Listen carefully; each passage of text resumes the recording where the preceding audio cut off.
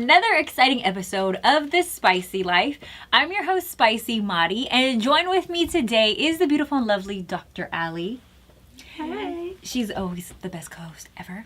And we also have the lovely Victoria Florence, who is a certified dating coach, and she's also an emotional intelligence coach as well. She has not one, but 2 certifications. Ooh. Victoria, tell us a little bit about yourself and what makes you so special. Because I'm me? No. I am very passionate about relationships, and so early this year I started my relationship coaching. And I am focusing on life after heartbreak, redefining yourself. That is something that is very dear to my heart. And I realized that there is a huge opportunity to be able to help people step out, embarking on a new journey. So that is why I'm here, ready to help people. Well, of course you're here because I wanted you to come as an expert. Yes. But your purpose in life, how did you get here, like, to where you are in life? So I went through some pretty bad breakups that I thought I would never get back from. Like majority of us, yeah. Yes. Devastation. Yes, and I really had to search deep within to figure out what my next step was, and I really felt that I could take my history, my past, and relationships, and use that as a platform to help others. You know, everything from emotional abuse to physical abuse. So, yeah. Great. Well, welcome to the relationship community. Thank We're you. excited to have you. And Dr. Allie and I always start off with the spicy dish. So we kind of give like the latest and greatest of what's going on in news and gossip. And Scott Disick, who is on Keeping Up with the Kardashians, is currently dating Kourtney Kardashian. Well, they broke up, but we all know him as her lover. They're always on this like breakup, in and out, up and down, all over the place. Breakup roller coaster. And the reason why I picked this particular breakup for us to talk about is because the most recent episode, he has been acting out, been going crazy. It's all over like People magazine. Like every magazine's talking about how his behavior has become kind of wild whenever he goes through like the breakup phase with Kourtney. And in this particular most recent episode of Keeping Up with the Kardashians, he is putting the blame of his acting out on Kourtney. Look at my face. He's saying that it's not a reflection of the way that he feels about her or that he loves her. It's a reflection of them not being together and how much he does love her and how she's like driving him to be this wild child and act out. And when I was watching it, I was kind of thinking to myself like, okay, 1, why is she even entertaining this? I get he's the father of your children, but still. And then 2, why isn't he taking any accountability for his behavior? And then 3, maybe he just doesn't know what he's doing. Like maybe he's not self-aware and doesn't know emotionally really how to articulate himself, like doesn't have that emotional intelligence. And so that's part of the reason why I brought in an expert in that field and wanted to get a little input from both of you guys. 1, I think he is gaslighting the fuck out of her. Like he is making... That's another way to put it. Yeah. Right? Legitimately, he is sitting here telling her that the things that his genuine bad behavior is like her fault. How in the world does that work? What math is he using? It's called the art of manipulation. Right? Yeah.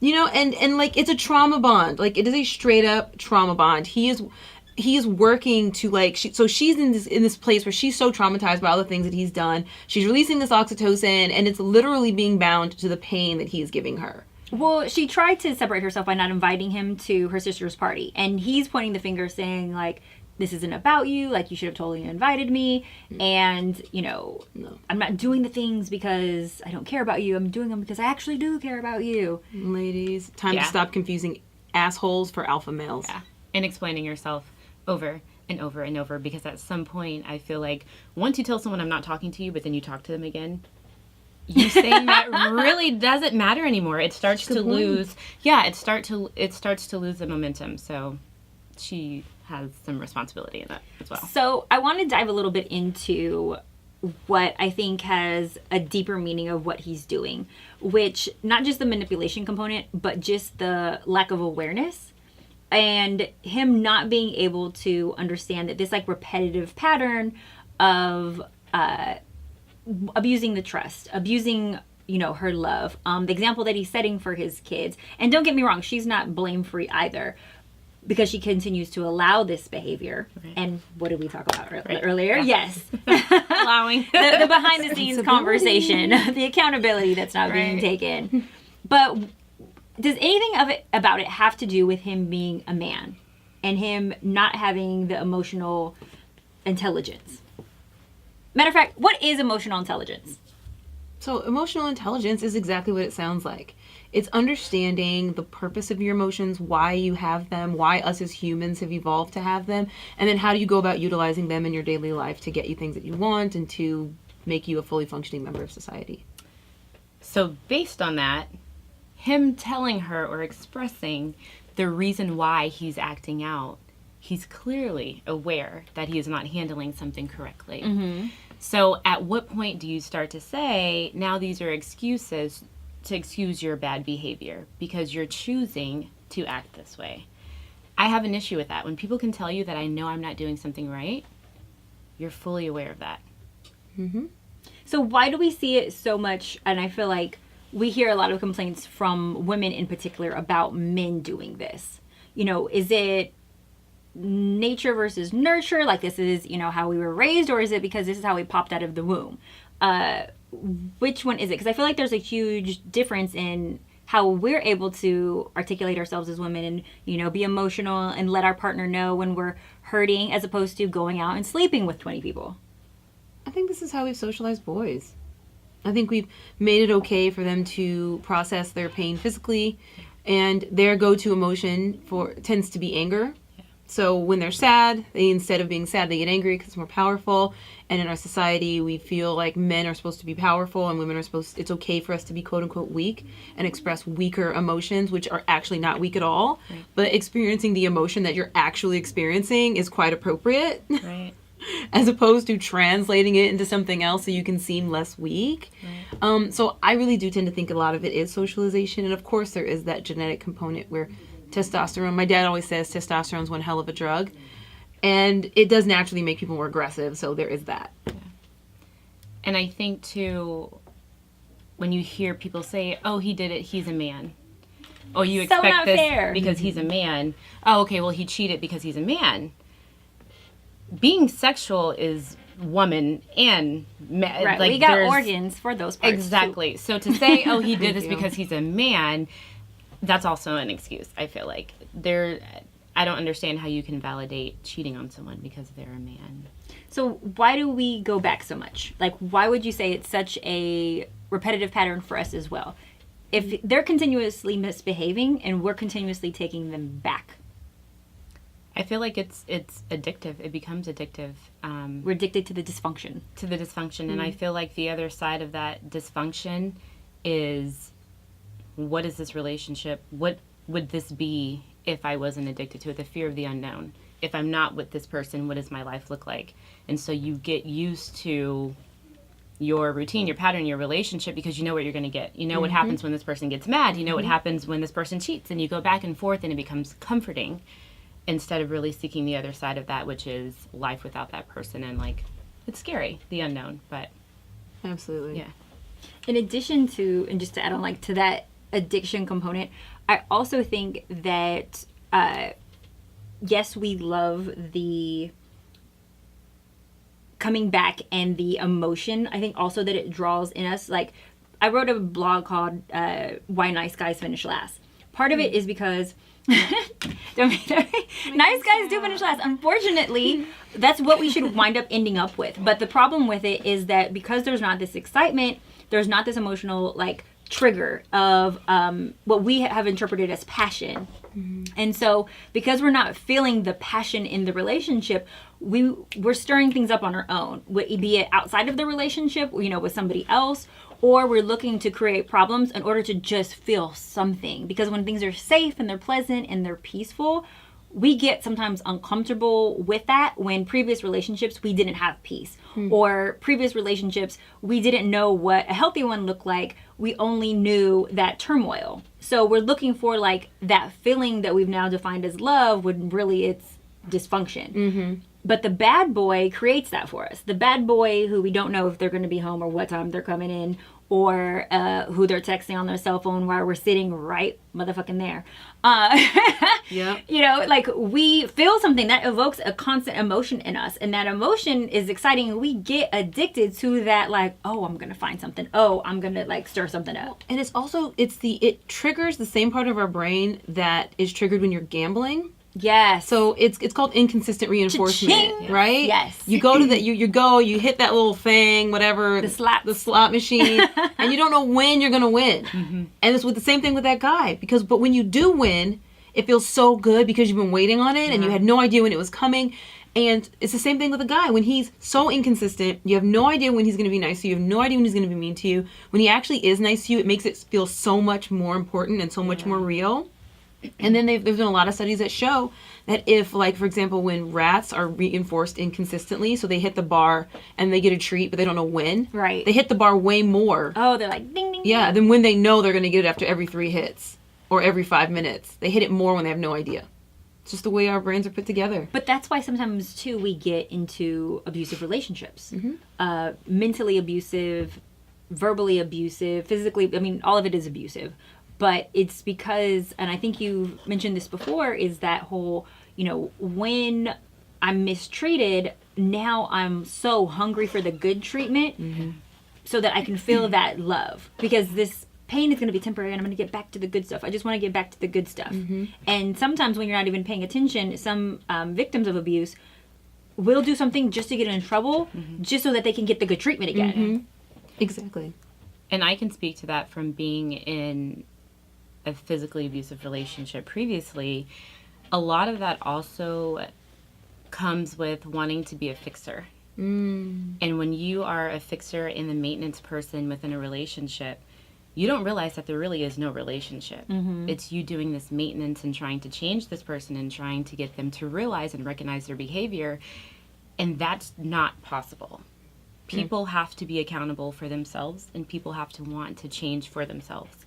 You doing the work and trying to lead someone to drink water, you're going to tire yourself out.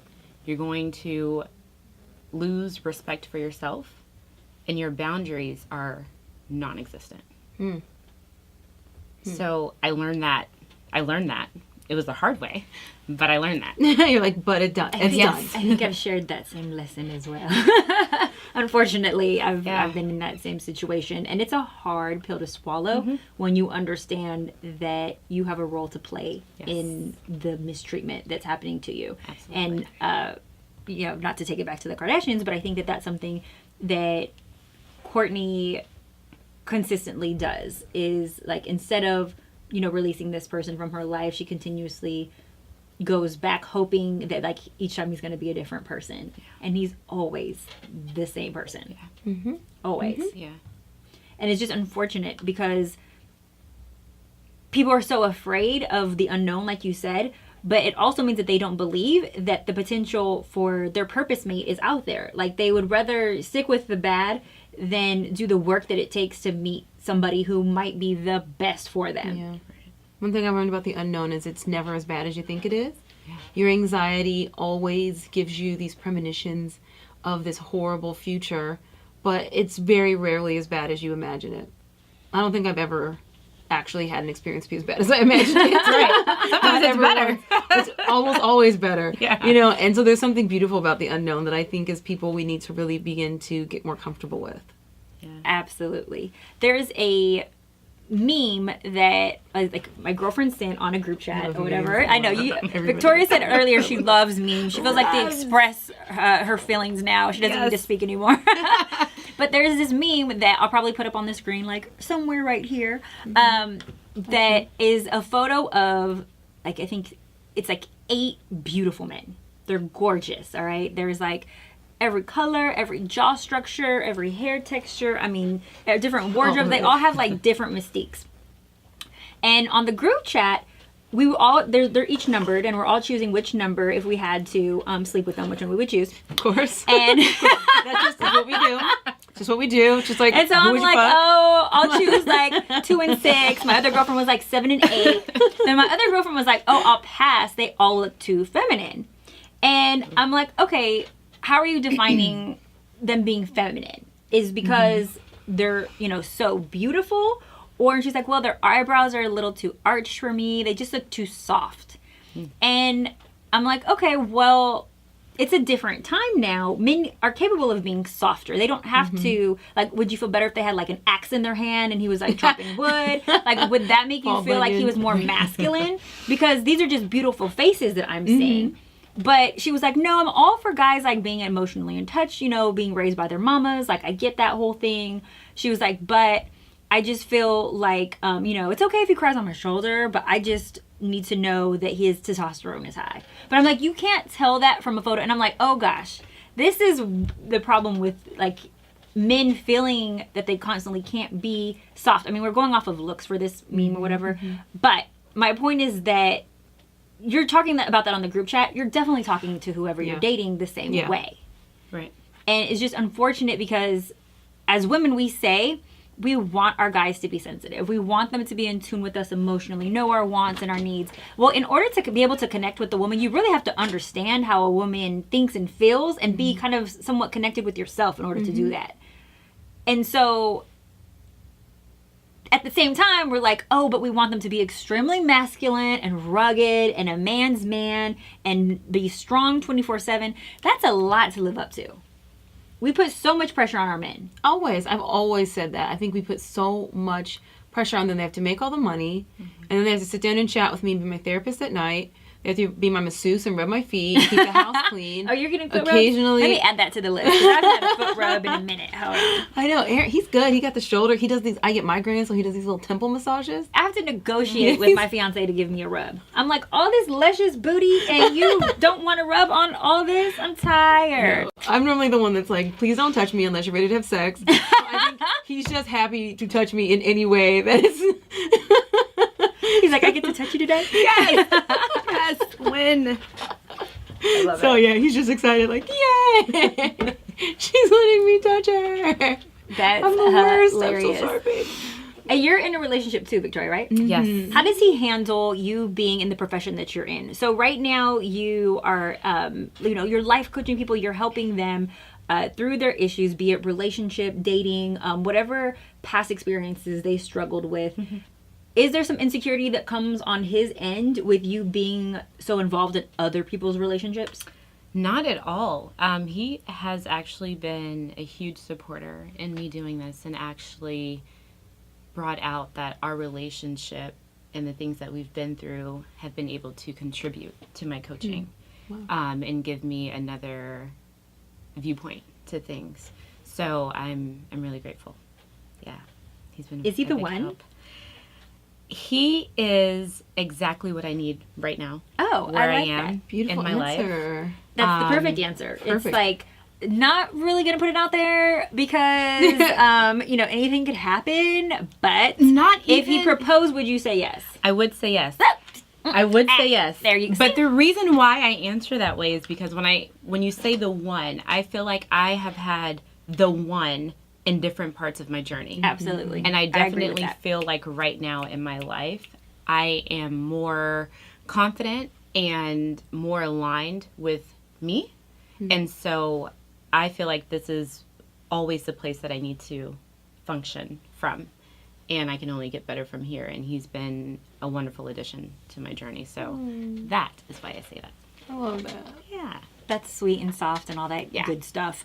But let's get to the nitty gritty. No, get I'm to it. joking. Let's get to I it. mean, I have some of that for you later, but I still want to stay on the topic though of just talking a little bit more about the importance of emotional intelligence and some people who aren't able to connect with themselves or what they're feeling, why they're feeling it, and able to express themselves intelligently. What are some spicy tips that they can do in order to strengthen that? Do either of you guys have any suggestions? Like, how did you get emotionally intelligent? Am I? No. I'm just kidding. I think first and foremost, your relationship with yourself is the start of everything. And if you can't communicate what it is that you're feeling or communicate in general, it's going to be hard for you to understand other people. Absolutely. And you will always be coming from that place within you that is struggling to heal or whatever it is. So I feel like once you really understand you and what you're about, it makes it easier to start to understand other people and see where other people are coming from and why you have certain reactions. That's something that I've really been working on this year, is understanding what my triggers are and understanding why. And once I realize those, I realize that it's less about the other person. Makes you less judgmental and critical. Absolutely. You said, you mentioned a book earlier that you just finished reading. Yes, Loving What Is. And it's exactly like the title. It's being more in the present and not within our expectations and not what we think other people should be doing or what other situations should be, but accepting them exactly how they are. And really living in that, but looking at ourselves to understand our reactions and how we could possibly view things differently. Yeah. Okay, I'm going to have to pick that one up. Real You can put that on Oh my the God. spicy Loving book club What list. Is. Yes. Spicy So book good. club. Christmas is coming. That's great. Let's Christmas start is that. coming. You gotta buy So books for good. people. I love it. Okay, Dr. Ali, I know you always have like great exercises and tips as well of, you know, if I'm in a relationship with someone who I know is having a hard time expressing himself emotionally or just understanding, you know, why we keep bumping heads, you know, what are some things that, even if I'm suffering from it, like that I can do to strengthen my ability to be emotionally, intellectual. Well, I think a part of it is also, like you said, like knowing yourself. And there's this book How that does one I know read. themselves? Well, Who am I? first of Where all, am I? You constantly change all the time, and so you have to be present. So I feel like one of the first things I do with any client or any patient is I sit them down and we work on mindfulness. Because if you can't exist in the current moment, you can't change anything. Absolutely. At all. And so a lot of us are so disconnected from the present that we're not able to actually even get to the starting point of being able to change. And so so the first thing I have people do is, so get present because like today I'm this way, but 10 years ago, I was a very different person. Absolutely. And I will be a very different person probably in 5 years. Right. You know, and that's the whole point. You're supposed to always be changing and you have to constantly be getting to know yourself and constantly learning new things about you. So that's the first step. And then you have to start like practicing, what does it feel like when I'm angry? Why do I get angry? Like, you know, because what fires together wires together. The more you do something, the easier it becomes to do it again. Mm-hmm. And so the more you practice being aware of your thoughts and your feelings, then you're like, oh, when I'm angry, a lot of times I get angry because I'm embarrassed. So if my girlfriend or my wife or my fiance says something to me that makes me feel a little vulnerable or a little embarrassed, I don't stay in my embarrassment. I just switch instantly to anger. And now we're having a fight when she embarrassed me. She didn't even mean to. You know, and so there's this book that I read a few years ago that really helped kind of like highlight that. It's called Hold Me Tight by Dr. Sue Johnson. And it is like the basis for emotion-focused couples therapy. And it talks about how your partner is your new caregiver. It's your new mom, your new For dad, sure. whoever was your caregiver. Oh now my God, I all like the to take issues so that much you care of my fiance. Right? That's what we do. He's like my caregiver. Yeah. Let's hope- I mean, clearly, daddy. But Papi?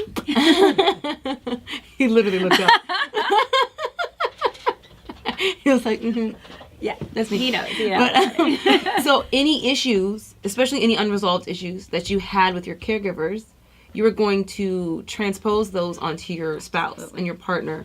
And so you're going to have these communication patterns that you're used to having in your families of origin. And now these two families are now merging in one. Absolutely. And these different communication patterns, and you trigger each other. And so I would say once you've increased this awareness, now it's about focusing on the dynamics and on the patterns and realizing that the patterns are the problem, not each other. Yes. Like, you're not my enemy. Yes. The way we communicate, the way we interpret our circumstances, that's the enemy. And that's what we need to be dealing with. And that's what we need to be aware of. So I think that would be kind of where I would go. There's a great book also called Getting Ready for Marriage that my mother bought for us, and it's a Christian-based book. Well, the authors are Christian, and there are some spiritual questions in there. Mm-hmm. But what I like about the book is that there's questions in there that I have yet to ask him, and that I didn't even think about. And I'm like, oh, I thought about everything. Like, I ask you, like, you know, what's in between your toenails? Like, I literally, there's questions in there that I'm still learning that I'm like, oh, wow, I didn't know this. And it's been really beneficial because you're right. Like, there are two families merging together, so it even makes you create a family tree of one and one beautiful. another. And then within the family tree, I'm asking, okay, well, who in your family had alcoholism? Okay, well, who in your family was divorced? Well, who in your family, because statistically, those are repetitive patterns. If you're a child of a divorcee, your chances of divorcing increase astronomically. So, there's certain things that once you're mindful about it, now you're aware and you're able to, tackle the potential of something happening.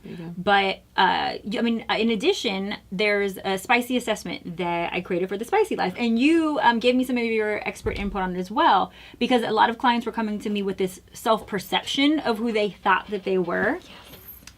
And when they took the assessment, because I was comparing it to actual things of like, okay, well, are you really self-aware, and are you alert? Do you have emotional intelligence? And there were certain things that they were just like completely far off of the grid. Like, you can't say this one thing about yourself and then score like this completely opposite. Yeah. But it's been extremely beneficial in helping, like, okay, so this is your area that we need to work on a little bit more, and this is your area. But a lot of people don't take the time to learn more about themselves and even take simple things like that and do the workbooks. You got to do the work. You really got to do the work. You do. That's, yes. I just went to Tulum in October, and I was doing a relationship workshop coaching thing. Getting another certification. She is like, why way not? certified. Why not? On vacation. I mean, what else are you going to do? Check. One of the exercises, they had me write down patterns in my relationship. Now, you would think when we're talking about relationships, something I love, and you ask me about previous relationships, I can talk all day. But when it had me write down patterns in my relationships and in the type of people that I've dated, I had a breakdown in that cafe. Oh, do tell. What kind of people? So what I Give us the realized... juice. Okay, I'll give you the What's juice. wrong with you? Yeah. Yes. Ask me today and tomorrow you'll get a different answer. So what I realized personally in my relationships, that I had dated men who had come from homes where the father was not present. And so if you look at kind of how history repeats itself, and in my example, I grew up with my father in my household, very much a part of my life, and my mom, and they were married for 20 years, somewhat happy. But there was the emotional aspect that was missing from my father that I hear my mom talk about all the time to this day. And so when I looked at what that relationship did to me growing up, having my father kind of emotionally unavailable, what it did was taught me how to get the attention of men who are unavailable. And so that was something that became like this task, and not That you outright. perfected, like you learned how to master that. Yes, because anyone who was outright there was too much for me, kind of like you talked about. It was like, oh no, the guy that's giving you all the attention and stuff, I didn't know what to do with that. And so there was a sense of wanting to be together as this couple, but then a very like independent, no, I need space. But I don't really like space. But I'm used to space because this is the way I... No. Why isn't he calling me? Seriously. But it's okay because I don't need you to call me because... And when I looked at this, I was like, holy cow. All over the place, yeah. And I realized like these guys that I dated, they were coming from a sense of survival and within a relationship. And they were benefiting from my energy. They were benefiting, and I mean, it was a... They had so much to gain, yeah. Yes. And I gained from them, but in a sense, I was like them because I was using them, in a sense, to like fill a void within me. And so when I realized that I was just like these people, it changed my world within an hour of doing that. And I had to like stop and really just think about everything that I had processed, because if you had have asked me about the way I grew up, it was perfect. My dad was there. My dad's great. My dad was my hero. My mom, everything's great. But then when you really break it down and look at it in certain patterns, and it's not all my parents' fault, but it's just certain things that you pick up from childhood. So when it comes to like these dynamics in relationships, what's really interesting is that a lot of times we're also seeking to fix the broken parts of ourselves, right? So if we had like a relationship with one of our parents that wasn't really intact in the way that we wanted it to be, we seek out that same person to date so we can kind of fix our parent through them. Yeah. Right? If we fix our man, then we've kind of like gone back in time and like fixed our whole childhood. And I think that that's a part of what we really believe is going to happen. But then what ends up actually happening is the same exact thing that happened during our childhood. Because you learn 75% of the things you're ever going to know in your entire life by the age of 7. Which I think is so amazing, right? You learn languages, you learn dynamics, because one of the main lessons of children is to learn relationships. Yeah. And that's one of the reasons I feel like kids don't talk. I feel like they don't talk because the whole point is for them to be taking things in. Because they're absorbing, like sponges. Right? They're absorbing everything. Because kids can learn sign language before they can talk. Right. They know what you're saying before they can talk. Right. They understand. They just don't communicate with you in that way. And I think a part of it is because they have to observe absolutely everything. And so you end up learning these dynamics that your parents don't realize they're teaching you. And when I hear a lot of people say, like, oh, they're so young, they will never know. No. What it is they might not cognitively remember, but your muscle memory remembers. Yeah. My girlfriend is getting her 2-year-old. She's going through the terrible twos. She's getting her 2-year-old therapy right now as we speak. Because her 2-year-old is biting her. She wants to know if there's some aggression. She doesn't want it. She's like, what do we do with this? Yeah, she's What's like, happening? Because the other child was so sweet and just like so well behaved. And this, bless their heart, they're both adorable. But this one's the complete opposite. Where you would think the amount of like energy that she has and her rambunctiousness that she was a boy, because she's like all over the place and controlling her parents, where the other one was just so sweet. So she's concerned. She's like, oh no, my parents should have got me therapy when I was younger. They didn't. Let me fix this with my children and make sure that I don't let any, behavioral patterns develop or, go with some things unnoticed, because who knows, what if she's the next like homicidal maniac? And so just playing. My sister was a biter. She's Me fine. too. She's about to be a lawyer. Yeah. She's a talker. And now she's biting heads off. Someone bit me back, and that's when I stopped. My mom's best friend bit me back. An adult bit me back. And you're like, oh. And I stopped. See, but you learned that lesson though. It doesn't feel good, does it? Right. Well, I like that. I think the therapy thing, and I do want, like you said before, I do want us to do an episode on like the importance of mental health and, going to therapy, because I do feel like there's so many things that need to be worked out that come from your childhood that we've neglected. We've like tucked them away to forget about forever. And it comes up and, resurfaces back in a relationship, and your partner, I got into the crazy, I remember this moment because my fiance actually like stopped me and was like, this is not about me. This is about you right now. I made him some food. This was like years ago. I made him some food and I was like, was it good? Did you like it? And he's like, actually, no, like, it wasn't that good. But I was so hurt and frustrated. And I was like, well, I can't believe it. I'm never going to cook for you again. And da-da-da-da-da-da-da. He's like, this has nothing to do with me not enjoying the food. Sometimes I'm going to eat stuff I don't like. You're experimenting.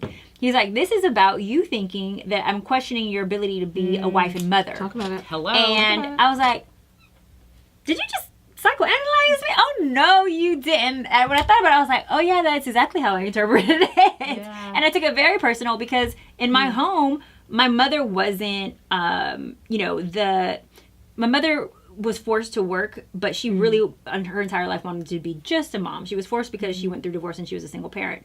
But she took so much pride in the food that she made us, and that was her way of showing like, I'm a good mom. I look at how much effort I put into these ingredients and cooking for you and giving each one of you every single thing that you wanted. That was her way of bringing joy to herself. So I internalized that, even though I don't really enjoy cooking at all. I internalized that as him questioning my ability to be a good partner and a mother, and that stemmed from the childhood. But him being able to like pinpoint that and acknowledge that and check me on that right then and there, man, I couldn't have paid for that. That was a little bit better than therapy. That was some therapy. Right. Mind you, I still get it, but still. But it helps you learn so much about yourself in that moment, and that cooking was more than just cooking. Right. It's more than just providing for him. It was literally your sense of like womanhood, your concept of like being a wife. This is what it means. Yeah. That's deep. I like that. Yeah, and I got my butt checked at the same time. And it didn't stop me from cooking for him because I still have to cook for him. But You're sweet. My poor husband eats lots of toast. You're one of them, Dr. Allie, one of those toast makers. Toast and we put like broccoli in the microwave. I'm sure he appreciates everything that you feed him. We're vegan now, so now I actually have to cook food. So we're getting a little better. You're getting creative with those vegetables. We're getting better. Victoria, do you see your relationship as like you being in the traditional stereotypical role?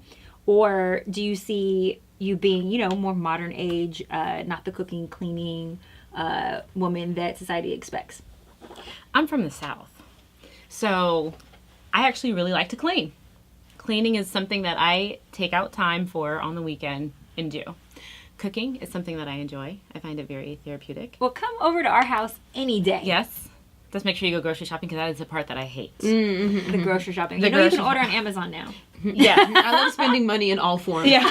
So, shopping, grocery shopping, it doesn't matter. Money is exchanged for belongings. I'll take it. So yeah, I mean, I cook all the time. And You should make me some meal preps. So I can taste this cooking of yours. Yeah.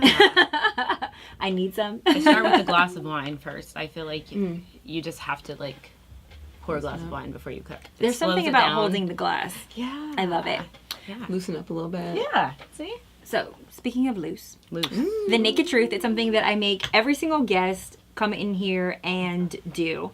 And you have to answer a series of questions so that we can get personal and dirty with you. Okay. So, question number 1. What celebrity crush would you crush? If you could sleep with any celebrity, who would you take down? Amari Hardwick. Oh, that is a good one. That is such a good one. Okay, Amari Hardwick is the star of Power. And he was also on Being Mary Jane, which has recently just been canceled. I am What? What do you mean? so upset. What? Yeah. Yes. Okay, Yeah. so side note, while we're on the Naked Truth though, Being Mary Jane left off on the last episode of the season where she went to get artificially inseminated. Okay, so she went to so now she's pregnant. But what's the green-eyed bandit on the show that she's dating? Mike Ely. Mike Ely. He now is ready to be the love of her life and propose to her and have a baby with her while she's pregnant with somebody else's semen. That's real. That's the cliffhanger that you're going to leave us on for the season finale. And then when Gabrielle Union posts on social media that the show is not coming back because of 50 Cent. Yeah. Wait, what happened? What did 50 Cent do? Something about, it was very Is he like an mystique of investor? Is he an EP or something? Apparently he has a show right now on BET, but I think that he took a large chunk into, I don't know if he's investing or producing a majority of shows on BET, but he replied back to her post that I told you some things were going to change. So that's admitting that you have something to do with Being Mary Jane not coming back. Wait, but do some things, does that mean that things are changing as in now Mary Jane is gone? Yeah, or does that mean that I'm going to try gone. to have some power and fix the fact that Mary Jane is gone? No. He meant, I told you there was going to be some changes at BET. So how do we boycott 50 Cent? I don't know. How do we because find, I work how in does the he music make, industry. how do we, Damn it. how do we, But I can't not play his records. Because I love 50 Cent because he also created Power with Amari Hardwick. Yeah. So I'm like, how can you at the same time give us Power and take away Mary Jane from us? What are you thinking? Do we need to change.org this? First of all, there's a whole conspiracy because to me, hey, I feel like this.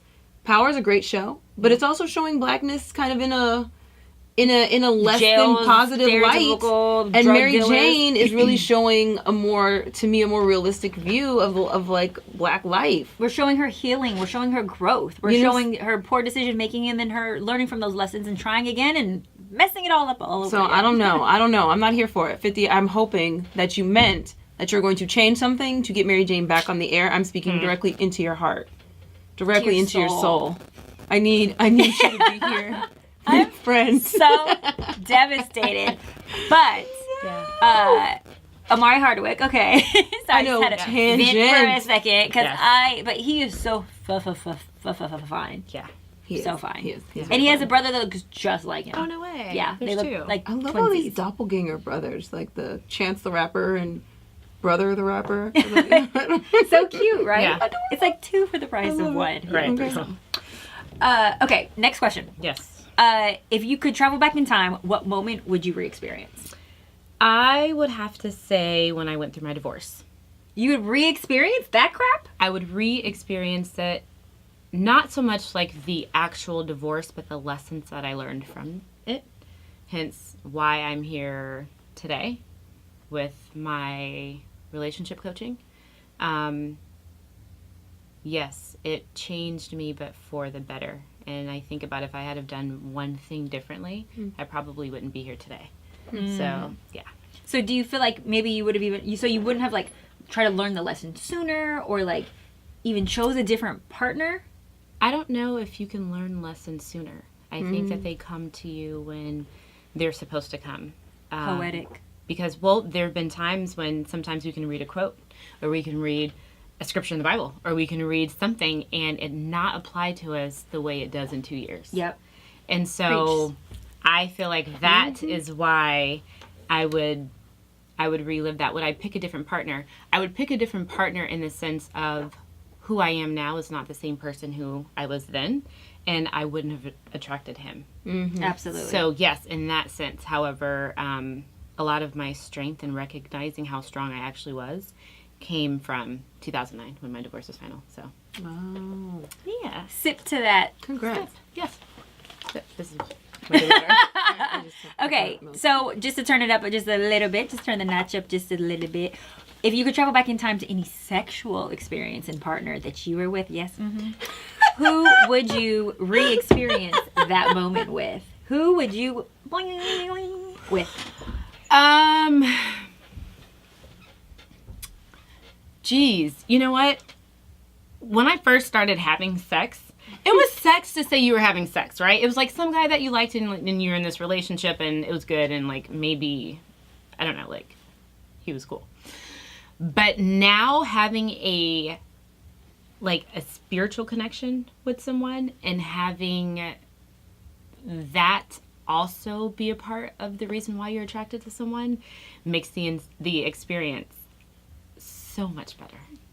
So much better, and it's so much more fulfilling, and it's freeing because you're able to like explore and be this person that you are. You know what I mean? So when you say having a spiritual connection with someone, are you saying that you guys are like having sex and saying, "Oh my God," or are you saying that you guys are, praying together, or are you saying that, you just have a connection? Like, how does this spiritual connection have anything to do with the sex? So sex for me is all about energy. It's an exchange of energy. And so that's another thing that I think about the people that I had sex before, their energy. I was sharing that with them. Whether the person was in a good space or a bad space, I was a part of that.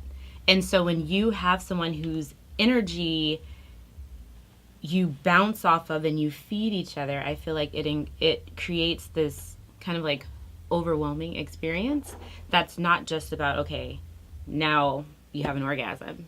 It's not about that. It's this moment that you're sharing with this person, and it's so much more than physical. It's like a feeling of energy. So true. That's why I stopped having sex with atheists and only Christians now, because it was like the energy that was being exchanged. It's huge. It's huge. Just joking. Atheists, you got a big dick. No, just joking. Just joking. Just joking. All the anger fuels. But give us details on the moment. Like, best time you've ever had. Which one would you re-experience? Is it your current partner now? And if it's not, it's okay. Please do tell. He's probably not going to watch this episode anyways. Unless he will. But you still got to give the details. Are we talking like bubble bath, back rub, toys? Are we talking about back seat? Give me some juice. I'm not a toy person. Uh-huh. Yeah, I'm not a toy person. What? Yeah, and like the Spicy bubble bath. Life does not condone the guests that come in here, and we're not representative of any of the ideas of our guests. What? What do you mean you don't condone toys, or you're not into toys? No. Those are like lifesavers. Those are magical dreams. Do you have toys? Absolutely, Allie has toys. She's a freaking Dr. Freak. I do. That's I'm a freak. Maybe I need the right toys, or maybe I need. I just brought some handcuffs back. Okay, no, yes. Okay, that fun, yes. Okay, handcuffs. I don't own a vibrator. Oh, Christmas gift. Literally, he will be laying in bed, falls asleep, and all of a sudden you'll hear. Literally, that's part of my life. Because it's like when everyone's busy and everyone's working, especially like consulting when you're traveling, People are tired. Yeah. And then sometimes you're not tired on his most tired day. Yeah. Yes. Yes. Sometimes I like It's literally have to hop on and be like, wake up. Wake up. Oh, and my guy sometimes is just like, Yeah. not again. And I will be up at 5:30 in the morning. If you'd like to meet me then, we can chit chat, but you won't be up. Damn. So Yeah, no, that's But that's a great way to start the morning. I need to start. I'm not a morning sex person. Oh, So I wasn't. I've been converted. What? I've definitely been converted. I used to hate morning sex. But when you get into a relationship with someone who body builds until midnight, you take what you could get first thing in the morning. Because it's really tired. And it's automatically hard. I'm just like, okay, like, let's get it in. And then we get to just hop in the shower and start our days. So it's definitely convenient. And you love the, like... Shower. Yeah, you love the shower thing because you kill two birds with one stone. Like, get to take care of business. But I used to hate it. Like, do not wake me up out of my sleep. And now I love it. Well, when it's at a reasonable hour. I love it. Yeah. It's great. It's like everyone's in a good mood. The energy's going. See you later, bitch. Have a great day. That was great. Fingers. Hey, Yeah, Bill. something to think about during the day. Okay. Yeah. Morning sex. I'm gonna add that to the agenda of things to do. Yeah, put that on. Send him an iCalendar invite. That's what I do with shit. Morning sex. So it looks like November 11th. You'll have that time free. I'll be back in town from travel. Yeah, sounds good. Yeah, let's do it. I was just having this conversation with someone. I'm like, you know what? When you watch movies and that new love, that new like, oh my gosh, we're just gonna kiss up against the wall as we walk into the house and all the clothes. I was like, wait, did I have that moment? And I'm like, oh, that's probably like in the beginning. Yeah. Like once you're in a real relationship and you're tired in like real life, it's like, I love you. Okay, good night. Like, Literally, as long as we're touching, because I'm life like, happens. This is sex. Like Literally. we're touching right now. We've had sex. So like, this counts. Yeah. studies show that couples that put sex on their calendar have more sex than couples who want to just have spontaneous orgasms and think that passion requires it to be spontaneous. Like, I can't know when we're gonna do it. You not knowing when you're gonna do it means that, one, it's not on the top of your to-do list, so it's not a priority. The other things take priority in your life, from the kids to the work to school, whatever it is that you have going on. And when it needs to be spontaneous, that means that it has to be at the right moment for you mentally to think that, like, okay, now passion is happening. He's got to tear my clothes off, or I've got to, like, And that's oil just myself not up. realistic. No. The chances of that happening, slim to none. So actual couples that put it on their calendar and their to-do list, like, okay, babe, like Wednesdays we're going to try to have sex. Like, it gives you something to look forward to, and it makes it on the forefront of your to-do list, because you're like, I have all these things to do. At least I know on this day I'm going to get some. You have to reprogram yourself to not think that it takes away from the excitement of it. Because an orgasm is an orgasm. It's not better because you didn't know that it wasn't coming. You know what I'm saying? Absolutely. Like, you guys are giving me something to think about. This is really, because me and my husband just decided to start scheduling sex. Schedule Because it's getting to a sex. point where we're just too busy, and he's out of town, and then he comes back, and then I'm out of town, and then I come back, and I'm down for like 2 days after I've traveled somewhere. Like, if I've been gone too long, I am just like in bed, like, no, don't even speak to me. And so, and so this is like, I'm refreshed, because I kind of felt like, is this a bad thing? Okay. That we're like talking about scheduling sex? No, like, it's real. A misconception that scheduling sex is a bad thing, and the part of the problem with that too is that this whole thing, I want to keep it mysterious. Yeah. You're also keeping the conversation mysterious, and you're also not discussing your guys' sex life, because if you're not having the conversation open to be able to talk about, like, hey, what day works good for me, like, okay, now I can prep and have dinner ready, like, now I can have whatever little toys out, or whatever it is that you like or need, handcuffs, laying by the bed. Now I can have that, and I can dedicate my time to it, as opposed I can be to good too. I can yeah. get myself all Yeah. ready. And Because be spontaneous sex can be real nasty. It can be bad sometimes. They It just could- come back from the gym. Oh, heck no. And you're I like, wish yeah. he would I love put the a gym. smelly ball in front of me. I'm like, absolutely not. Please no. Don't. Don't. I love you, but I love my There's people limits. more. There's limits. So, yeah. Can't do That's it. really funny. But consider trying that. Do you put it on the calendar for you? No, we don't put it on the calendar. But I feel like I got into this place where it was like, okay, schedules change, right? Yeah. I'm pretty consistent because I work a 9 to 5 as well.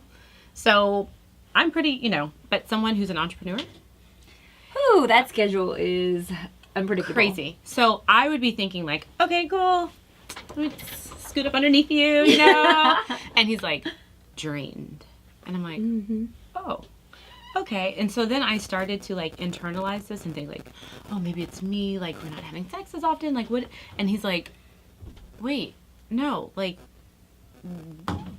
we still have like this chemistry, like we are still You're just cuddling, busy. we're still, like we still have romance, if you will, but it's not in the form of sex. I had to change my thinking.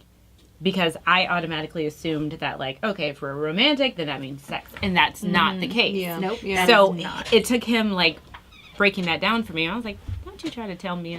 You're right. Got it. So, yeah, don't schedule it. But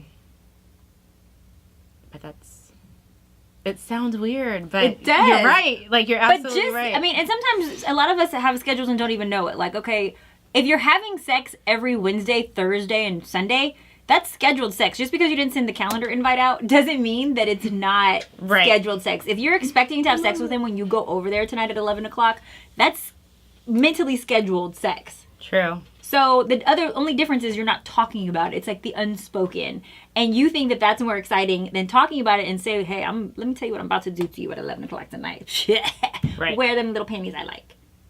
But let me be honest, I will be the first person to go to sleep. I will have this whole And you- idea in my head. Still didn't tell us Oh, what nasty little freaky things you did. Don't think you're off the hook. what nasty little... What moment would you experience? What sexual moment would you go back in time and do? So, this was the first time that I feel like I had been with like a man, right, who was like, no, I'm going to tell you how this is going to go. So, I went out one night with my friends, a little tipsy, and he sent me a text message and said, when you come in the house, I want you to take off your clothes and not say anything.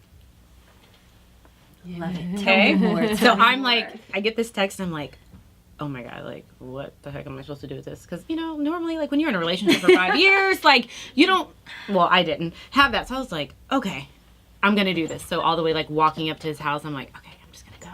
And I'm like, crap, I got on this dress with a zipper. How can I unzip myself? How am I doing this? Yeah. And I'm like, God, is my bun okay? And I'm like, oh, I smell like the club. And so I open the door and I go in his room and he's laying on the bed. And I'm like, and the first thing I do is start talking. What? Yeah. First thing. You're nervous. I was so nervous. And he goes, why are you talking? And why are your clothes still on? Ooh. Yeah. So he helped me out of my dress. And I remember when we, like, that moment when, like, your bodies connect. And this was the first time that we had sex. We had been Oh, the first. dating for maybe, like, 2 months before, like, we actually had sex. And, like, all my friends were like, no, don't do it. No, make it wait, make it wait. And I was like, okay. So when he texted me, I was like, today's the day. Like, this is just going to happen. Like, screw all of you guys, okay? Friends can't say nothing. Like, Nothing. we'll try. I've been guilty. Friends have been guilty. We'll all try to tell each other when to do it. Don't nobody listen I'm to like, it. y'all all got your boyfriends? Like, no. And that moment was like, I remember just like jello. Like, my whole body was like, oh. But was it good? It was good when I got comfortable. Mm-hmm. Because I was still like, I'm an overthinker. Mm-hmm. And so I was still thinking like, oh my God, like, the first time having sex with someone, like, how's this? Like, is it, am I doing what I'm supposed to be doing? Like, and once I really just like allowed myself to be in the moment, we're still having sex to this day. Yay! Yeah. And that is what you call the naked truth, though. That's what I'm talking about. That's what I like to hear. Yeah. Okay, and then last question. The last thing on earth that you would do, okay, it's the end of the world. You only get one choice. Are you having sex? Are you sleeping? Or are you eating? So I can't have sex while eating. You can only get one choice. So I would probably eat. There we go. Bam. You wouldn't want to relive that little sexual, like, take off your clothes when you come to no? You're eating? Oh, 100%. What do you need food for? I enjoy eating. Food is delicious. It's very much an experience. Food It's is a part of my amazing. life, and I That's schedule. my orgasm. I schedule food. Schedule food. Why do we schedule food, but we don't schedule sex? Man. I schedule food. I research good food. Like, I am a foodie. I leave Yelp reviews. Like, Oh my god, I'm a casual Yelper. yes. I love that. I'm again. Yes. I just got into the yelping myself. Oh my gosh. I'm quick to tell someone, I'll leave a review. Yeah, I do use it to hurt people sometimes. I try not to. Yelp bullying. I use it to get what I want. Like, so if you give me a discount, I'll write you a Yelp review. Well, because I feel like this. Like, I have left positive Yelp reviews, but if something Absolutely. goes wrong, I will leave a negative Yelp review. And I will be specific. Right. Very, very, Very specific. specific. Right. Yeah. Good to know. Make sure I always provide great Food. service for you, Dr. Allie. Okay, Maddie. that wraps up this spicy life. Thank you so much, Vic, for coming in today and Yeah, talking thank you. about It was your fun. new business for relationship coaching. course. And where can everybody find you if they want to get your services, if they want to learn more about what you have to offer? Where do they go? So my website is www.adjustingyourjourney.com. Love it. And what about your social? Where can they hit you? We'll do my Adjusting Your Journey Instagram. It's _Adjusting Your Journey. My personal is @Notorious, KNOWTORIIUS. Nice. And Dr. Allie? Where Find can me they everywhere. find you? Allison Hicks. ALLYCINHICKS. Yes, spelled like penicillin. ALLYCIN Hicks. So that's AllisonHicks.com and Allison Hicks on Instagram. And you don't need to see my Facebook. It ain't for everybody. You know what I've never asked you? Because you always say that the Allison, like penicillin bothers you. The Hicks doesn't bother you? The Hick part doesn't bother you? You know, no one ever made fun of me for that. I'm like, why is the Allison part bother you? The Hicks part should be the part Well, that at least people can offends you. spell it. People can guess spell so. it. But that's the reason I didn't take my husband's last name. Oh. His last name is White, and my last name is Powell Hicks. I So would you be got Hick, but not White I would be Hicks. Allison White Hicks. Ah, sorry, hubby. So That's yeah, so I'm just funny. Allison Powell Hicks. I did not. Dang, that's real love. If you took White Hicks. No, we're just when we have That- kids, we're gonna have to figure out what's gonna happen with those guys. Right. Yes. Oh wow. It'll probably be Hicks White, but yeah. Either way, it's going to end up being White Hicks at the end. yeah. Yeah, they're going to get Dang. made fun of. Oh, poor babies. Oh, that's so sad. Okay, well, you can always play with my Twitter and stroke my Instagram at SpicyMadi. And of course, you can go to thespicylife.com and make sure that you like our YouTube, Facebook, all that good stuff when you see us. There you have it. You've just been spiced. Bye. Make sure that you click and subscribe, and you can connect with us on social media in the comment description below. The Spicy Life.